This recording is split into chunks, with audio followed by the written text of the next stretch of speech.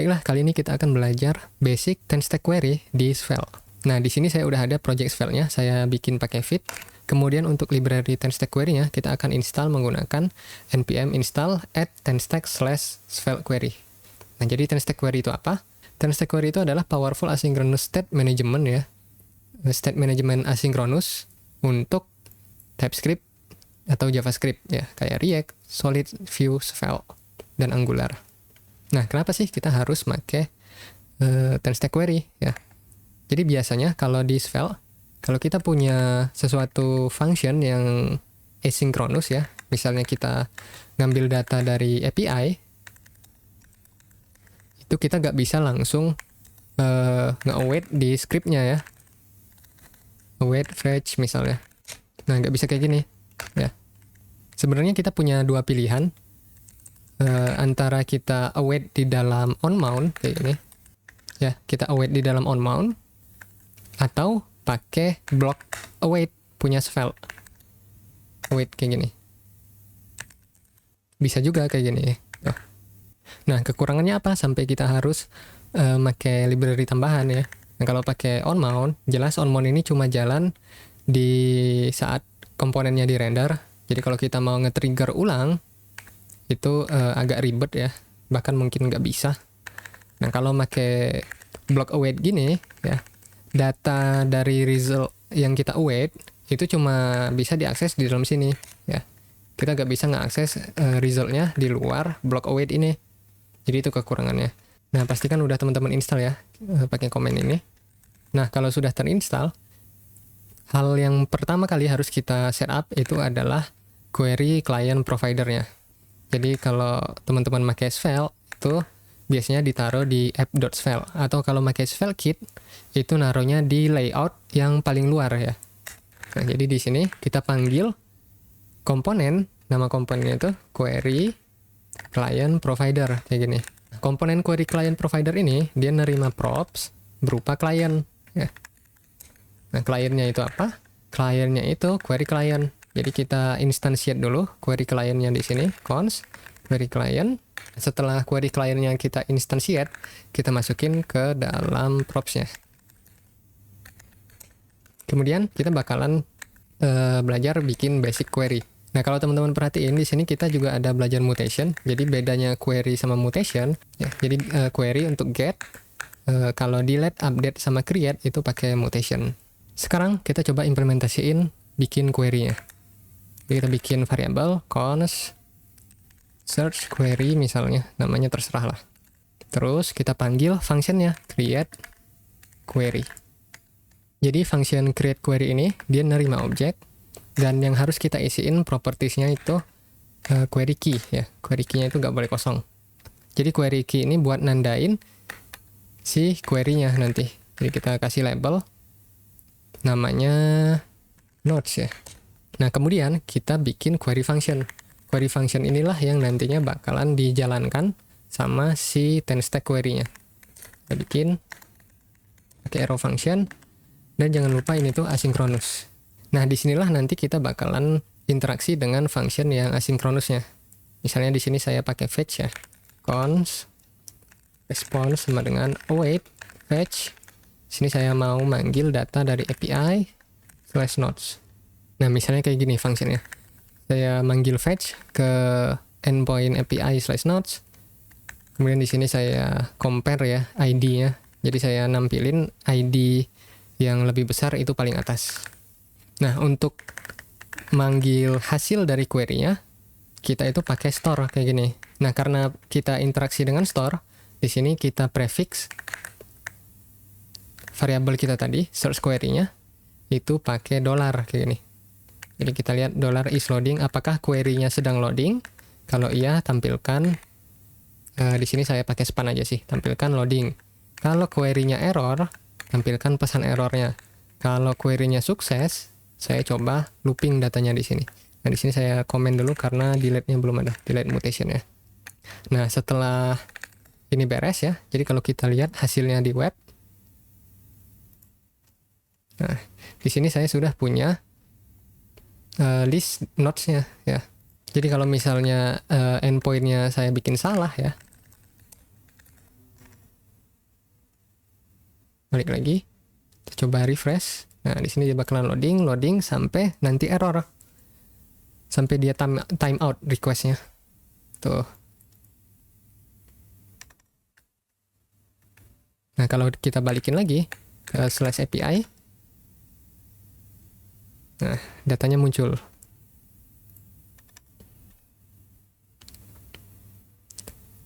Nah, selanjutnya gimana kalau misalnya query kita itu bergantung kepada state ya? Karena di sini kan search, jadi seharusnya kita bisa masukin keywordnya apapun, terus kita bisa search di fetch-nya ya. Jadi di Svelte kalau misalnya ada store atau state yang berelasi dengan state lain, kita bisa derive value-nya menggunakan run derive. Jadi let search value, terus kita bikin state ini kosong. Nah, terus biar si create query-nya ini bisa interaksi dengan state-nya, kita harus derive. Kalau nggak di derive, dia bakalan error kayak gini nih. Search value. Nih, tuh. This reference only capture the initial value of search value. Jadi kita harus derive nilainya. Nah, setelah di derive, setiap kali state search value ini nilainya berubah, maka search value di dalam query kita juga akan berganti nilainya ya. Jadi sinkron ya. Terus kita tambahin ke inputnya. Nah, kira-kira seperti ini. Di sini juga saya pakai use debounce ya. Jadi biar nggak langsung ke update ketika kita ngetik di input fieldnya, tapi di sini di debounce selama 500 millisecond. Nah, use debounce ini itu dari package run ya. Jadi kalau kalian mau pakai bisa install juga di sini. Pakai run ya. Nah, kemudian kalau kita tes ya. Oke, nah di sini udah keluar nih 2. Mungkin kurang tepat ya kalau nyari node.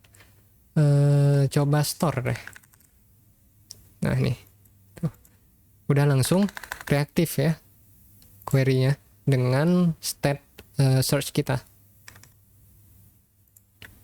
Oke, setelah bikin query, kita coba bikin mutation ya. Mutation ini biasanya dipakai buat create. Nah, di sini saya ada form create, ya ada title, ada body. Itu aja sih. Terus save. Kemudian sini kalau title dan body-nya ada, kita bakalan panggil mutation ya. Nah, untuk bikin mutation itu juga mirip ya dengan bikin query, tapi nanti bedanya di mutation function-nya itu bisa nerima value. Untuk bikin mutation, kita panggil function-nya di sini create mutation. Kemudian si create mutation ini dia nerima argumen berupa objek, dan yang harus kita isiin itu adalah mutation function ya. Mutation function ini tuh async arrow function. Nah, karena kita mau bikin node ya, itu kita nerima objek ya. Jadi mutation function ini cuma bisa nerima satu argumen. Nah, karena terbatas satu itu, kita akalin lewat objek. Jadi dia nerima objek argumennya. Kita bikin tipe datanya dulu karena pakai TypeScript. Setelah tipe datanya jadi, kita masukin ke argumen arrow function ya. Kemudian di dalam body arrow function-nya, kita panggil fetch-nya. Const response sama dengan await fetch. Nah, karena ini create ya, itu metodenya post, terus URL-nya /API/nodes. Kemudian body-nya jangan lupa ya. Untuk body-nya juga sama, ngambil dari argumen di arrow function-nya. Nah, di sini kita bisa cek statusnya ya. If response status tidak sama dengan 201, kita bisa throw error. Nah, di sini kalian bisa adjust lagi ya arrow handlingnya. Biar simple saya kayak gini aja. Nah, kemudian yang bikin beda mutation sama query, di mutation itu ada callback ya. Ya, ada callback on success, on settle, on mutate, sama on error. Di sini saya mau pakai on success ya. Jadi ketika mutationnya sukses, di sini kita akan invalidate query nodes ya. Jadi invalidate query nodes ini kita bilang ke TenStack query-nya, query dengan label nodes kayak yang di sini. Ini kan labelnya nodes nih. Query key-nya nodes itu udah nggak valid lagi. Tolong refetch ulang gitu. Karena kan setelah kita nambahin data nodes baru, seharusnya kalau berhasil ya on sukses itu data nodes-nya nambah ya. Jadi kita mau invalidate biar di sini data nodes-nya itu nampil yang paling baru. Cara buat invalidate query-nya itu kita panggil hook-nya di sini ya. Kalau di React, kalau di Svelte saya nggak tahu nyebutnya apa. Kita panggil query client itu pakai function use query client. Kayak gini. Nah, terus di on suksesnya kita panggil query client dot invalidate query. Terus query key-nya apa? Tadi itu nodes. Ya, pastiin query key-nya sama dengan yang di sini. Ya, nodes. Kemudian kalau misalnya error, on error, sini saya mau nampilin ini aja. Nampilin error message-nya apa. Kalian bisa manggil toast di sini, terserah kalian ya, sekreatif kalian. Cuman biar simple di sini saya pakai alert aja. Alert. Nah, setelah query-nya jadi, karena create mutation ini sama kayak create query, merupakan sebuah store ya. Jadi kita kalau mau interaksi, harus dikasih prefix tanda dolar kayak ini. Dolar. Jadi di sini di on submit, kita panggil dolar create, apa tadi namanya? Create node mutation dot mutate kayak gini. Nah, ada dua pilihan ya, mutate atau mutate async. Mutate async ini kita bisa ngedapetin value dari mutation-nya. Kalau kita nggak perlu interaksi dengan value dari mutation-nya, kita bisa panggil mutate aja. Mutate, terus kita panggil, kita isi pakai objek yang properties-nya itu title sama body. Ini kita pakai shorthand syntax saja. Itu dia itu sebenarnya kayak gini, title body. Nah, karena nama sama karena value dengan key-nya sama, kita bisa pendekin kayak ini. Nah, setelah mutation-nya jadi, kita coba bikin nodes baru ya. Kita coba nodes baru. Dan stack query Svelte. Nah, udah muncul yang paling baru. Cuma di sini saya ketinggalan ngereset formnya ya. Jadi harusnya formnya itu kalau udah beres ya, kita reset. Nah, gimana caranya? Soalnya kan on sukses kita itu di atas sini. Nah, cara ngeresetnya dari bawah itu mutate function ini selain nerima objek title body, dia itu juga nerima objek yang kedua. Nah, on error, on sukses, on settle ya. Nah, saya itu cuma peduli kalau dia sukses ya. Nah, kalau dia sukses, kita tambahin callback function lagi di sini. Kita reset formnya, form element dot reset. Dah. Nah, jadi kalau kita bikin catatan baru lagi, nah formnya udah langsung ke reset. Ya. Oke, create-nya udah, search-nya juga udah. Terakhir, kita coba implementasiin buat delete-nya. Jadi delete-nya itu di sini. Kita bikin delete mutation function-nya. Const delete mutation, delete node mutation sama dengan create mutation, sama kayak tadi mutation function asynchronous ya, async arrow function. Terus di sini kita cuma nerima ID ya, string. Jadi bedanya dengan yang create tadi kan dia nerima objek title sama body. Di sini kita cuma nerima ID, tipe datanya itu string. Kemudian kita panggil fetch-nya. Nah, jangan lupa di sini metodenya itu delete. Ya. Terus di sini saya mau cek ya.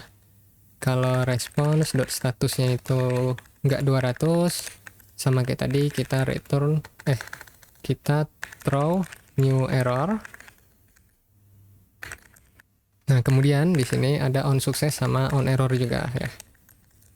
On sukses mau ngapain, on error mau ngapain.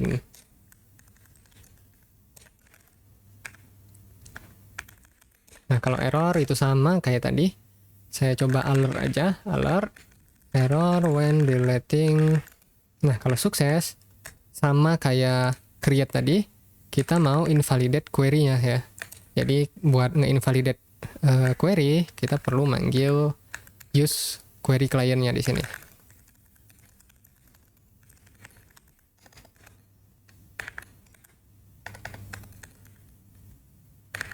Kita invalidate nodes-nya. Delete mutation-nya jadi, terus kita ke button delete-nya, panggil. Oh, sorry. Tipe datanya salah. Tipe datanya itu harusnya number. Sorry.